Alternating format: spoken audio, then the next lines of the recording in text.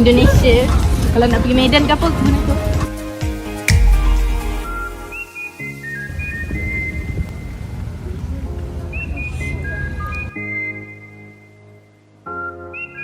Sekarang dekat JT Poklang, kita nak naik boat, kita nak tunggu.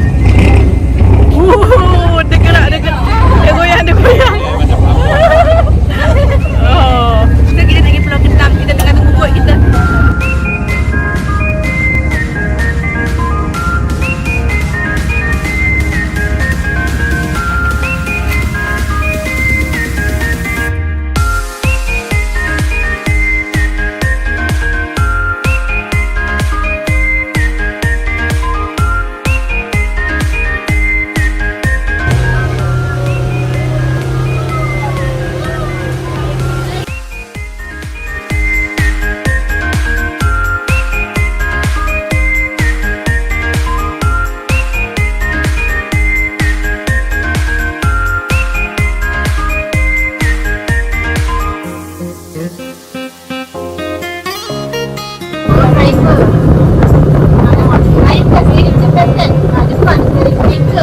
Boleh nak terik tu.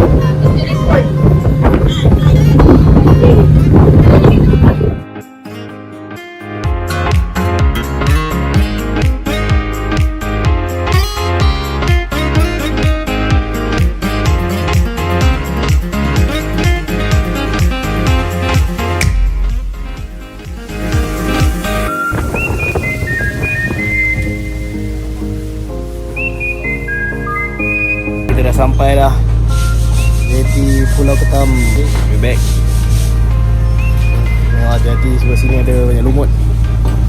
Sekarang kita dah sampai dekat Pulau Ketam. Kita kat sini kita nak makan. Ini dalam motor sewa sebab dekat Pulau Ketam tak ada kereta, tak ada kenderaan berenjin, jadi cuma ada basikal atau motor karen je. Pulau Ketam ni dia asalnya dia memang sebuah pulau sebab kalau dulu kita kembali kepada zaman kita dijajah kan, waktu Jepun datang dekat Malaysia kan, waktu tu kebanyakan orang Cina diburu kan sebab masanya pasal yang komunis apa semua tu.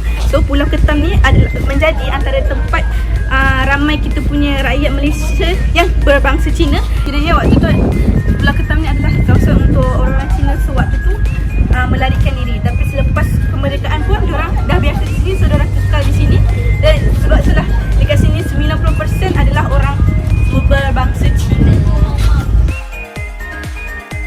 Seperti saya pernah ada katakan, 90% daripada penduduk Pulau Ketam ni berbangsa Cina. Dan hanya dalam sikit saja orang berbangsa Melayu ataupun orang asing.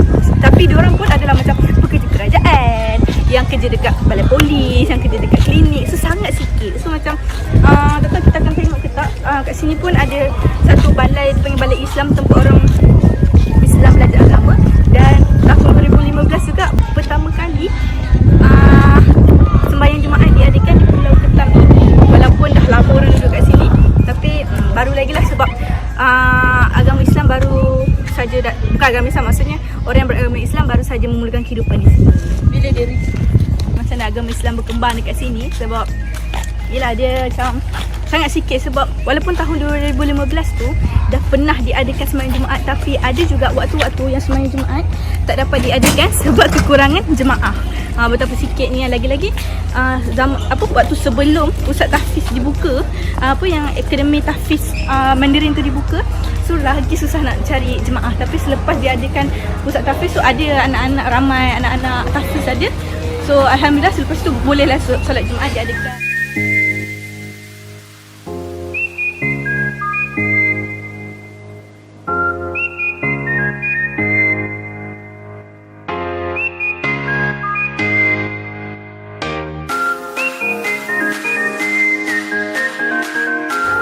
Okay, so kita sekarang dah berehat. Betul-betul tadi sebenarnya dah lebih terlajak tadi.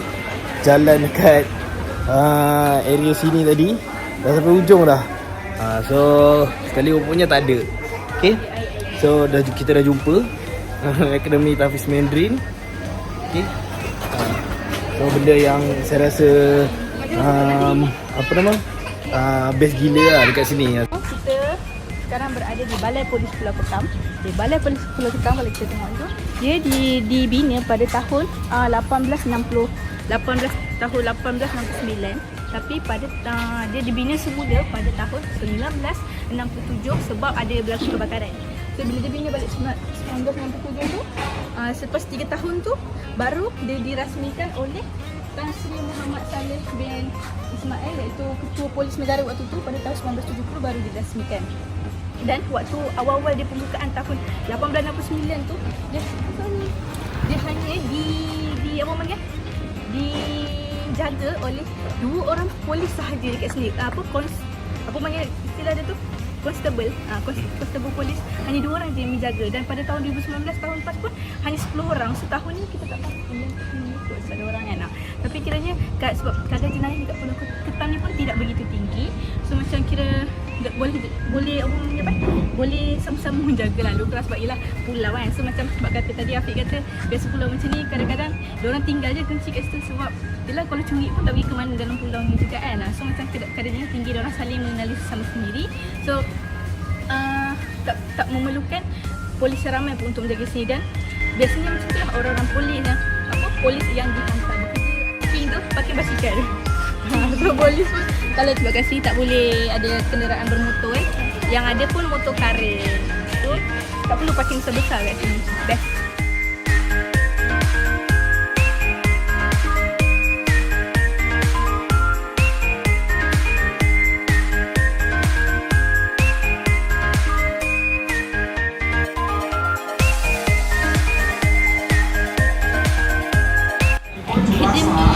Tahfiz Mandarin yang ada dekat Pulau Ketam ni. Boleh dengar tak? Boleh. Okey. Akademi Tahfiz Mandarin ni dia baru sekolah tahfiz yang masih baru lagi ditubuhkan di sini, dan dia ditubuhkan oleh seorang anak Melayu yang berwajah seperti Cina.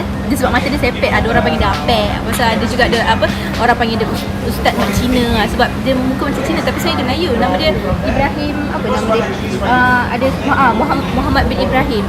Lepas tu kenapa dia buat kat sini sebab dia sangat suka Mandarin lah, So dia belajar dekat China, dekat Guangzhou China tu. Lepas tu bila dia balik kat sini, dia suka kan bahasa Cina kan. So lepas tu dia ada satu program kat Pulau Ketam tu. Bila dia pergi Pulau Ketam, so dia rasa macam suka dekat Pulau Ketam ni. Lepas tu dia macam bercita-cita untuk nak buka pusat tahfiz kat sini. So Alhamdulillah dia berjaya membuka pusat tahfiz ni. Dan pusat tahfiz ni dengan meriah. Sebab ni saya dekat kedai ni, kedai makan ni, selang 2 kedai ya. Selang 2 kedai tu ada tahfiz tu, cuma sebab sekarang diorang tutup cuti kan.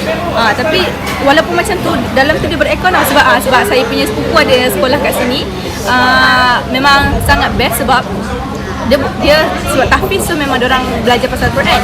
Dan bukan setakat itu saja, diorang juga ada buat kelas untuk bahasa Inggeris, ada juga buat kelas bahasa Arab, dan juga kalau waktu malam diorang ada bahasa Cina. So macam contoh malam diorang belajar bahasa Cina, belajar bahasa Mandarin kan. So esok tu diorang akan macam cikgu tu akan biarkan budak-budak ni lepas pergi jumpa masyarakat untuk praktikkan diorang punya Chinese language yang diorang belajar tu. So memang best lah. Dan macam saya sendiri pun sebab saya pun memang bidang bahasa kan. So saya adalah bercita-cita untuk nak belajar Cina, tapi saya belajar sendiri. Macam dan waktu saya belajar dulu pun saya belajar bahasa Jepun. Lepas tu waktu tu saya punya sensei, saya punya cikgu, dia cakap okay, kalau contohlah lepas ni awak ada nak tambah lagi bahasa, belajarlah bahasa Cina. Sebab bahasa Cina ni pergilah negara mana-mana pun insya-Allah anda boleh hidup. Sebab orang yang bercakap bahasa Cina ni ada kat mana-mana dalam dunia ni. So insya-Allah lah pergi mana-mana pun boleh hidup. Sebab mesti akan ada orang Cina pergi kat mana-mana kan. Macam kalau kat sini pula memang mostly dia punya majority lebih daripada 90% adalah kaum Cina Tionghoa. So dia memang cakap Cina.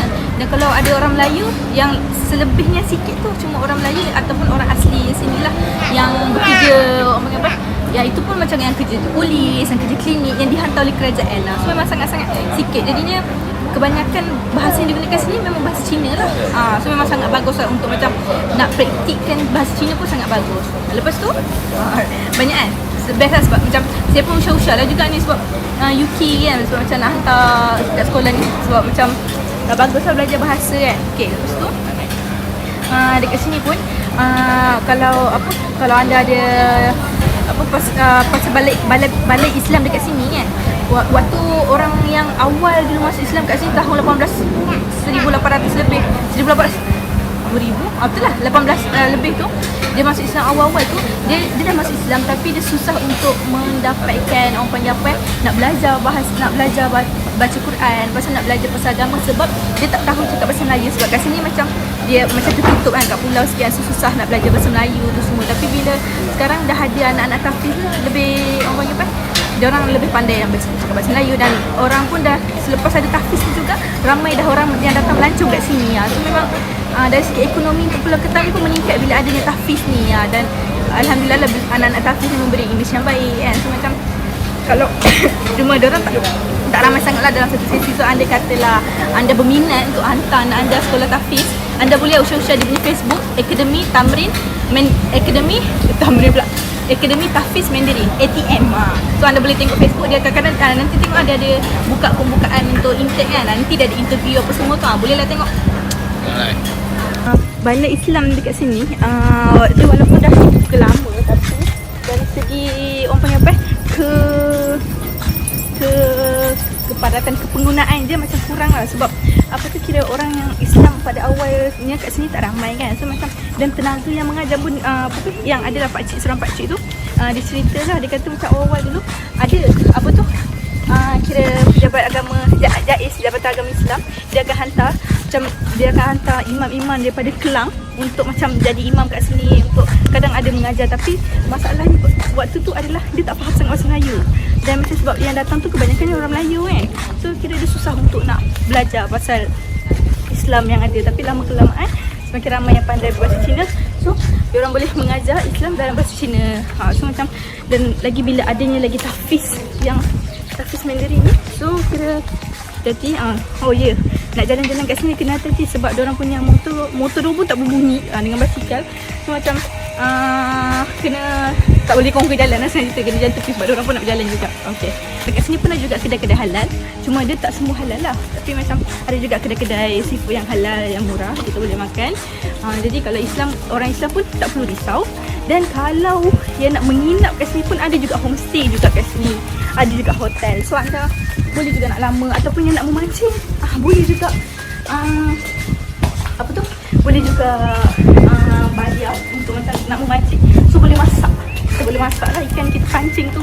So sangat best lah, macam dia macam traditional sikit, dia macam ala-ala zaman-zaman dulu punya kampung-kampung sebab Kelang ni dulu dia penuh dengan sungai. Macam dulu kita orang duduk rumah setinggal Ngau. Banyak nama-nama sungai kat sini kan. So macam yang ni dia masih kekalkan lagi gaya lama. So kalau anda nak tengok macam mana Port Klang waktu lama-lama tu boleh datang sini. Dia sebab rumah dia atas laut. Dia atas papan. Okay.